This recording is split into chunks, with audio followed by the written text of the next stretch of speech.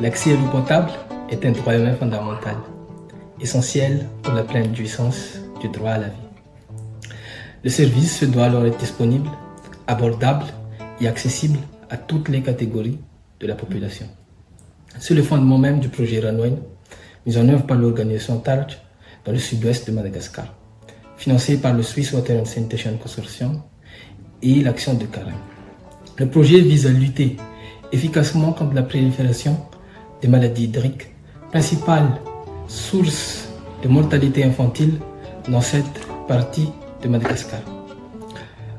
À partir de la promotion des bonnes pratiques d'hygiène et d'assainissement, ainsi que l'amélioration de l'accès à l'eau potable de la population. Ceci inclut la construction ou la réhabilitation d'infrastructures d'accès à l'eau potable et d'infrastructures sanitaires à la fois dans les communautés et dans les établissements scolaires. Pour assurer la durabilité de ces infrastructures, le service qui est mis en place est toujours un service payant, ce qui permet d'assurer une bonne gestion et un bon entretien des ouvrages. Devant le contexte d'inégalité observé dans certaines communautés, nous avons choisi d'analyser en profondeur ces thématiques de genre, d'équité sociale et d'inclusion à partir des marqueurs de genre et de diversité. Les résultats nous ont indiqué des lacunes dans la prise en compte du volet handicap dans les activités. Après discussion entre les équipes du projet et avec nos collaborateurs, notamment les communes et les gestionnaires des infrastructures, nous avons ensemble concrétisé un mécanisme qui permet d'allier la durabilité, l'équité d'accès aux services et la redevabilité de la commune. Un mécanisme de subvention qui garantit un minimum d'accès à l'eau potable à des catégories de la population qui ont été exclues du service. Les mesures zahay ato amin'ny commune de nanampy anay koa ry zareo de nanao zahay an'ity tikety mba ho atolotra an'ireo zay tsy ampy fiainana zany ireo marefo indrindra mba hafahany misitraka rano fisotro madio zany hoe ty tikety zany de politika anay ato amin'ny commune omena an'ireo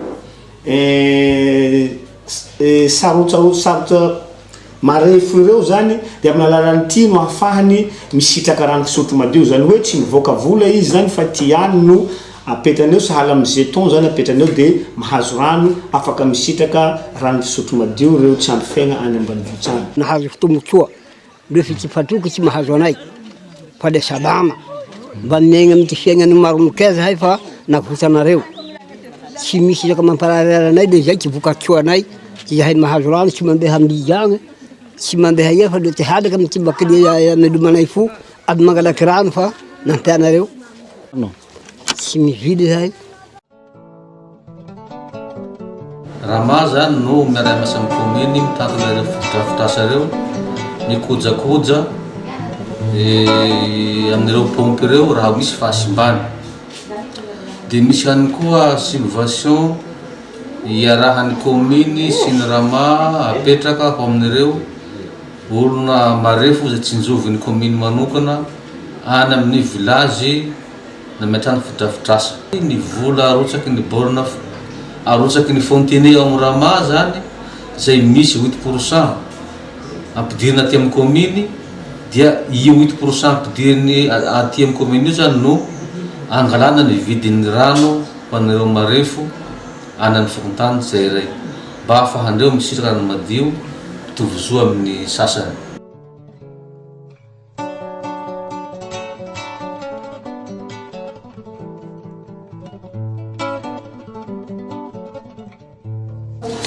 Niarahagna amin'ny sy fokontany izy io sy ny zahay amin'ny commune ato andamy izy io ary ny ramano tokony andraikitra ary nalaminay izy ô natao hoe vidigny le rano satria bidon raiky dralazato ny antony vidiagna azy zany mba hagnamboaragna azy raha simba. Misy fagnazavagna ny olo reraka be tsy mahatonka antegna tsy mahavelon-tegna tsy manamanoha natao nagnampy nzahay commune olo enigny ny olo tsy manampanoha ny olo remavoy ny olo kolimba enigna zany ty fanime ay ato amin'ny rano nataintaratsy ny hasavagna ny ambato manambahatsy ty. Iaho mangala rano fanimea iareo rano fa midaly tsy mahatakatsy rano pompy io taritarika azy fa reraka loaky tsy misy virahy nimea iareo rano amizay mizahay tsy mandoa rano iangalako rano voanio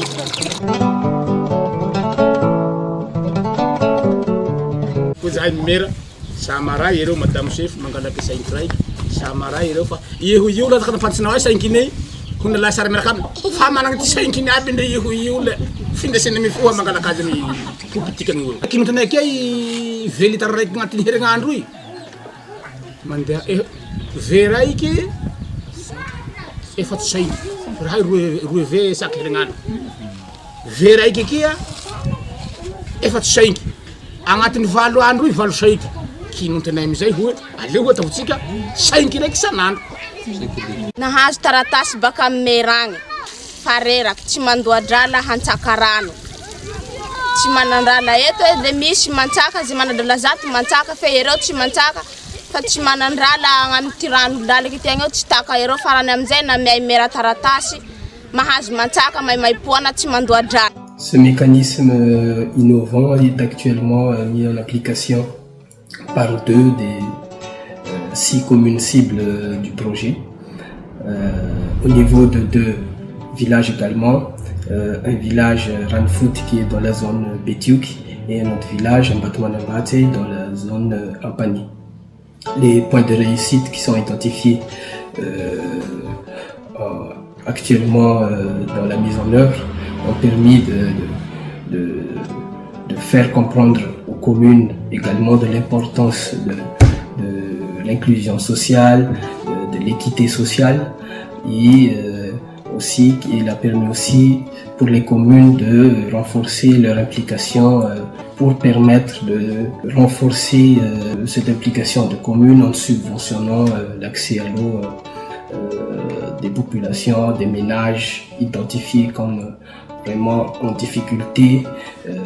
d'accès aux services. Nahazo rano zahay mantsaka hariva mantsaka maray fa tsy nanaky zahay mitoha lavitsy amin'ny 5 amin'ny 4 vao azy laha mandeha tsy misy fiaigna mba hahatakatsy koa izao fa fisaora lahy zahay nahazo rano